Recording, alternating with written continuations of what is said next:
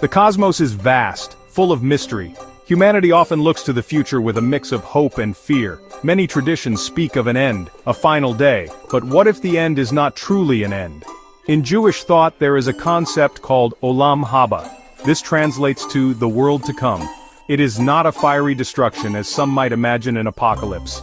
Instead it represents a perfected state of existence, a profound transformation of our current world.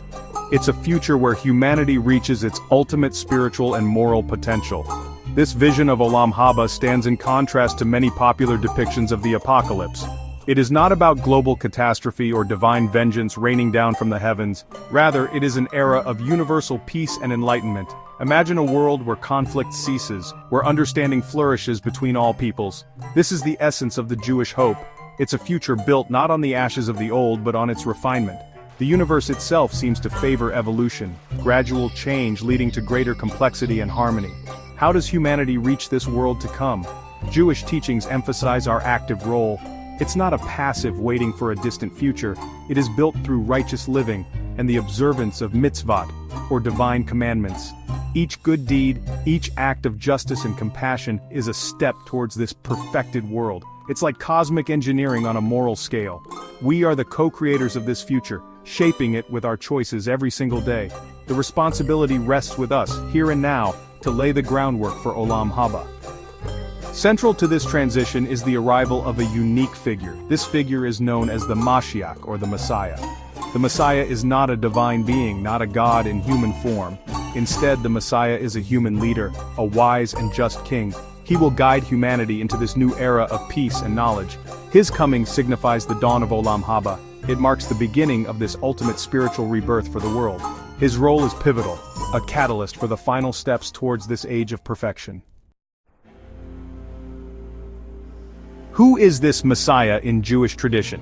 He is envisioned as a great human leader, a person of extraordinary wisdom and righteousness. Crucially, he will be a descendant of King David from the ancient royal line. This lineage connects him to a rich history of leadership and divine promise. He is not a savior in the Christian sense, offering personal salvation from sin through belief. His mission is more terrestrial, more focused on the collective transformation of society and the world. He is a teacher, a judge, and a unifier. The characteristics of the Jewish Messiah are deeply rooted in justice and peace. He will be a master of Torah, Jewish law, and will inspire others to follow its ways. He will end oppression and suffering, establishing a global era of tranquility. Nations will no longer lift up sword against nation. This isn't just wishful thinking, it's a core belief in the power of enlightened leadership. He will resolve disputes with fairness, and his reign will be marked by universal harmony. The world will finally understand the deep interconnectedness of all beings. Prophets of old spoke vividly of this messianic age. Isaiah, for instance, paints a picture of a world transformed. The wolf shall dwell with the lamb, he foretold. This powerful imagery symbolizes the end of all predatory behavior, both literal and metaphorical. Knowledge of God will fill the earth like waters cover the sea. It speaks of a time when divine wisdom is not confined to a select few but is accessible to all. These prophecies are not just ancient texts, they are vibrant blueprints for a future humanity strives for. They fuel an enduring hope. What are the signs of the Messiah's impending arrival? Jewish tradition speaks of a period of great turmoil preceding his emergence. These are often called the birth pangs of the Messiah. Paradoxically, a time of darkness and difficulty can signal the coming of light. There might be widespread social upheaval, a decline in morality, or great suffering. Yet alongside these challenges there will also be a renewed seeking of God. A yearning for truth and a return to spiritual values will sweep across the world, preparing the way for his leadership.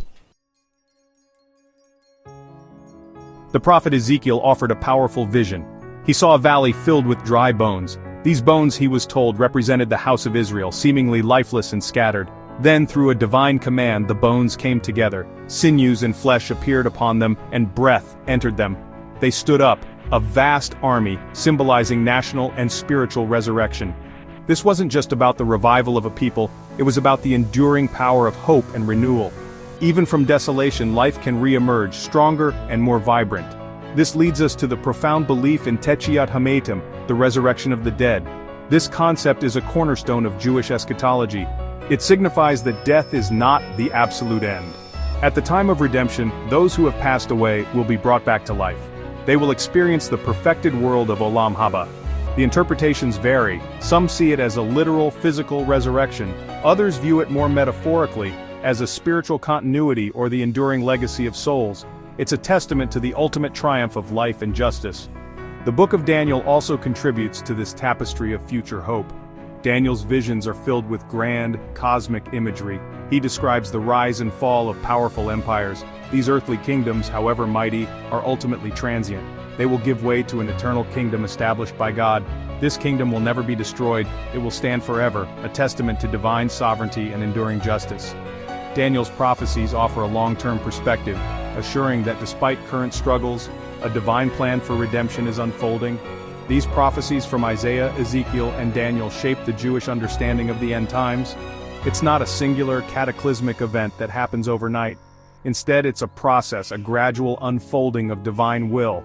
It involves human participation, moral growth, and the eventual leadership of the Messiah.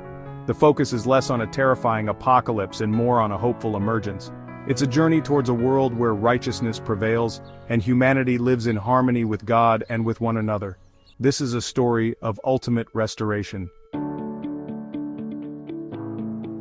Within Judaism, different movements approach these concepts with varying interpretations. Orthodox Judaism generally maintains a literal belief in a personal Messiah.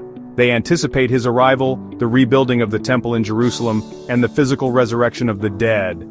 These are seen as integral parts of the divine plan for redemption. For them, the ancient prophecies will unfold in a tangible, observable way. This traditional view emphasizes the direct intervention of God in human history to bring about this final era. Reform Judaism, on the other hand, often interprets the messianic concept more symbolically. They tend to emphasize the messianic age rather than a single personal Messiah. This age is seen as a goal for humanity to achieve through social action, justice, and ethical progress. The idea of a perfected world comes through collective human effort, inspired by divine ideals. The focus shifts from an individual redeemer to the shared responsibility of all people to create a better world, a kind of ongoing progressive redemption. Conservative Judaism often occupies a middle ground. It affirms the traditional belief in a Messiah and the hope for redemption. However, it remains open to more varied interpretations of how these events might unfold. There is an acknowledgement of the literal meaning of the prophecies. Yet there is also space for understanding them in ways that resonate with modern sensibilities. This approach seeks to balance tradition with evolving thought, holding on to the core hopes while allowing for diverse theological perspectives on the specifics of their fulfillment.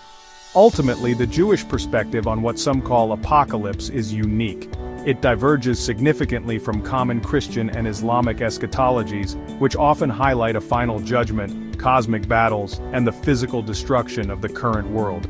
In Judaism, the emphasis is overwhelmingly on moral and spiritual renewal.